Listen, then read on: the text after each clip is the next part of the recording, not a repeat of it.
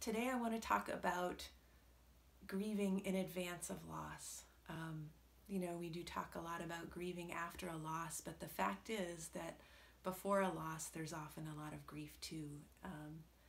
Quite commonly, maybe that's because we know we're going to lose our pet because they're elderly, they're failing, or because there's actually been a terminal diagnosis of a cancer or some other illness that we know is this is it.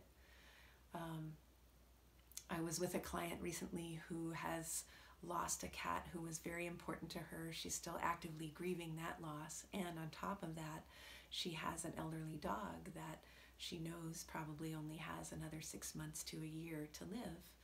And she said she was out on a walk with her dog recently and all of a sudden realized that how much time she was spending thinking about the loss of that dog and thinking about all the sadness that she was going to have and sort of being anxious about being so sad and kind of, she described it as pre-grieving, and how she found that was really taking away from her experience right then in that moment with her dog, that there they were out on a walk. She loves her dog loves her, and she's missing this moment because she's too busy thinking about the future. I think that's a valid point. I do think that it's important to try to live in the moment with our pets, and that nothing makes that more obvious in a way that knowing that we're going to lose them does. And yet, I also think that we cannot just push our feelings away. We have to have them. Other clients of mine have a dog who has a cancer diagnosis. She's comfortable right now, but they know that they've only got a matter of months. And this dog means the world to them. There's no way that they cannot be sad about that. And they told me recently they're spending a lot of time being sad. And I think that that's okay too. I think our wish to be able to enjoy our moments with our pets should not come with a feeling of guilt about the sadness that we have knowing that we're going to lose them.